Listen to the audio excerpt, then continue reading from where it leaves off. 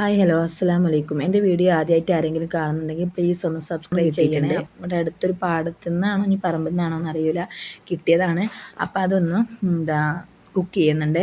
അപ്പോൾ അതിന് വേണ്ടിയിട്ട് ആദ്യം അതിൻ്റെ തൊലിയൊക്കെ ഒന്ന് കളഞ്ഞ് നല്ല ചൂടുള്ള വെള്ളത്തിൽ ഇട്ട് വെച്ചിട്ട് ഒന്ന് കഴുകി വാർത്തെടുത്തിട്ടുണ്ട്. മണ്ണൊക്കെ നല്ലോണം കളഞ്ഞിട്ട് കേട്ടോ.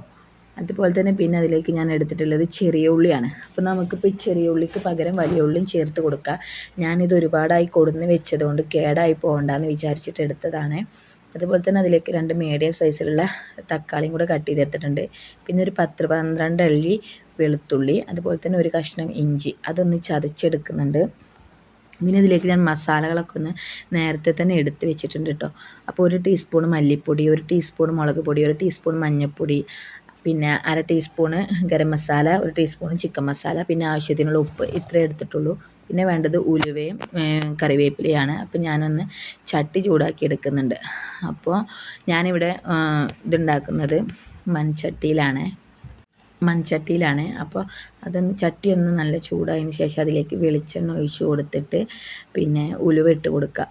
ഉലുവ പൊട്ടിയതിന് ശേഷം അതിലേക്ക് ഇഞ്ചി വെളുത്തുള്ളി പേസ്റ്റ്, അതായത് ചതച്ചെടുത്തതാണ്, പേസ്റ്റ് അല്ല, ചതച്ചെടുത്തതൊന്ന് ഇട്ട് കൊടുക്കുന്നുണ്ട്. അതിൻ്റെ ഒരു പച്ചമണം ഒന്ന് മാറുമ്പോൾ അതിലേക്ക് കറിവേപ്പിലയും കൂടെ ഇട്ട് കൊടുത്തിട്ട് ഇതെല്ലാം ഒന്നിങ്ങനെ ഒന്ന് മുരിഞ്ഞ് വരുന്ന സമയത്ത് നമുക്ക് അതിലേക്ക് ചെറിയ ഉള്ളി ഞാൻ കഴുകി വെള്ളത്തിലിട്ടിട്ടൊന്ന് വെച്ചിട്ടുണ്ടായിരുന്നു.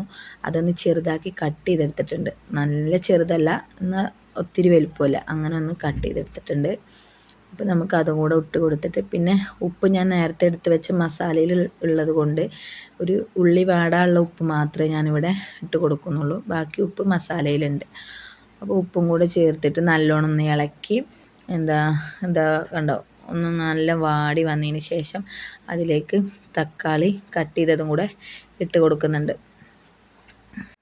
തക്കാളി ഇട്ട് നല്ലൊന്ന് രണ്ടും കൂടെ ഒന്ന് പേസ്റ്റ് രൂപത്തിലാവുമ്പോൾ നമ്മൾ അതിലേക്ക് എടുത്ത് വെച്ച മസാലകളൊക്കെ ഒന്ന് ഇട്ട് കൊടുക്കുന്നുണ്ട്. മഞ്ഞൾപ്പൊടി 1 സ്പൂൺ തന്നെ എടുത്തിട്ടുണ്ട്, 1 ടീസ്പൂൺ മഞ്ഞൾപ്പൊടി എടുത്തിട്ടുണ്ട്. കാരണം അതിലേക്ക് മഞ്ഞൾപ്പൊടി വേണം, അതുകൊണ്ട് എടുത്തിട്ടുണ്ട്. ബാക്കിയുള്ളതൊക്കെ 1 ടീസ്പൂണ്. ഗരം മസാല മാത്രം 1/2 ടീസ്പൂണാണ്.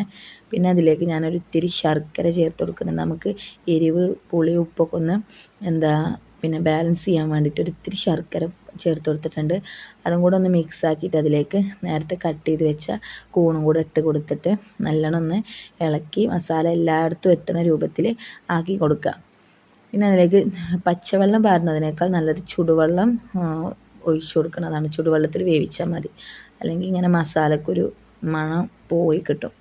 അപ്പോൾ അത് നല്ലോണം ഒന്ന് അത്യാവശ്യം തന്നെ വേവിച്ചെടുത്തിട്ടുണ്ട്. പിന്നെ അതിലേക്ക് നമുക്ക് ലാസ്റ്റ് വരുന്നത് പിന്നെ വെളിച്ചെണ്ണ ഒന്ന് ഇങ്ങനെ ഒഴിച്ച് കൊടുക്കുക.